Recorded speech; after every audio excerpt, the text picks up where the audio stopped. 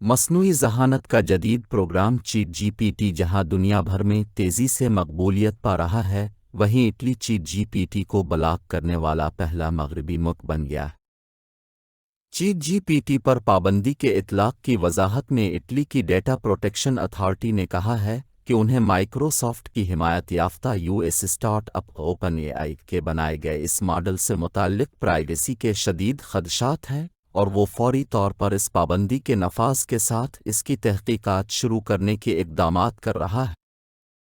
اطالوی watch dog نے کہا ہے کہ نہ صرف اوپن اے آئی کے بنائے گئے چیٹ جی پی ٹی کو بلاک کیا جائے گا، بلکہ اس بات کی تحقیقات بھی کی جائیں گی کہ آیا اس نے جنرل ڈیٹا پروٹیکشن ریگولیشن پر عمل بھی کیا ہے کہ نہیں۔ ڈی جی پی آر اس نظام کو کنٹرول کرتا ہے جس میں صارفین ذاتی ڈیٹا کو استعمال، پروسیس اور سٹور کر سکتے ہیں۔ اٹلی کے نگران ادارے نے 20 مارچ کو جاری بیان میں کہا کہ اس ایپ کو ڈیٹا کی اس خلاف ورزی کا سامنا کرنا پڑا ہے جس میں صارفین کی گفتگو اور ادائیگی کی معلومات شامل ہوتی ہیں۔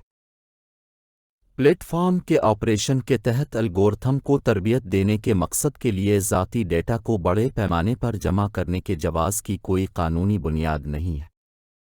بیان میں یہ بھی کہا گیا ہے کہ چونکہ صارفین کی عمر کی تصدیق کرنے کا کوئی طریقہ موجود نہیں ہے، اس لیے ایپ کم عمر نوجوانوں کو ان کی تعلیم اور ڈگری کے مقابلے میں نامناسب جوابات فراہم کرتی ہے۔ حالیہ دنوں میں ٹویٹر کے سربراہ ایلون مسک سمیت ٹیکنالوجی کی اہم شخصیات کی جانب سے اس قسم کے آرٹیفیشل انٹیلیجنس مصنوعی ذہانت کے نظام کو معطل کرنے کا مطالبہ کیا ہے۔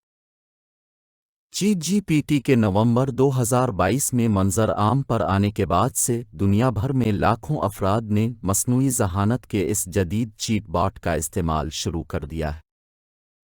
چیٹ جی پی ٹی کی خاص بات یہ ہے کہ یہ سوال جواب کے دوران نہ صرف انسان جیسی زبان کا استعمال کر سکتا ہے، جبکہ انٹرنیٹ کے استعمال سے دیگر تحریروں کی ہو نقل بھی کر سکتا ہے۔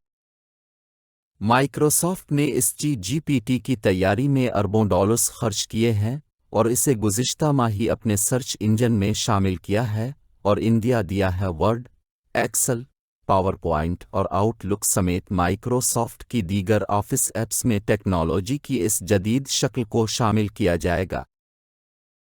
تاہم مصنوعی ذہانت کے اس جدید چیٹ باٹ چیٹ جی پی ٹی کو ملازمتوں کے لیے خطرے سمیت غلط معلومات اور تعصب پھیلانے جیسے ممکنہ خطرات پر تشویش کا اظہار کیا جا رہا۔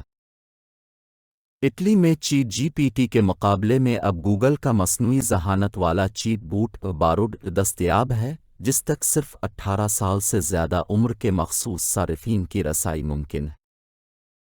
اطالوی ڈیٹا پروٹیکشن اتھارٹی نے کہا کہ اوپن اے آئی کے پاس واچ ڈاگ کے خدشات کو دور کرنے کے لیے 20 دن کی مہلت ہے، جبکہ اسے جرمانے کی مد میں 20 ملین یورو سالانہ آمدنی کا 4% بھی ادا کرنا ہوگا۔ دوسری جانب یورپی یونین میں شامل لوگوں کے ذاتی ڈیٹا کو محفوظ رکھنے کے بنیادی حق کو برقرار رکھنے کا ذمہ دار آئرش ڈیٹا پروٹیکشن کمیشن نے بی بی سی کو بتایا کہ وہ ان کی کارروائی کی بنیاد کو سمجھنے کے لیے اٹلی کے ریگولیٹری اتھارٹی کی پیروی کر رہا ہے اور یورپی یونین کے ڈیٹا پروٹیکشن حکام کے ساتھ پابندیوں کے اطلاق میں مکمل ساتھ دیں گے۔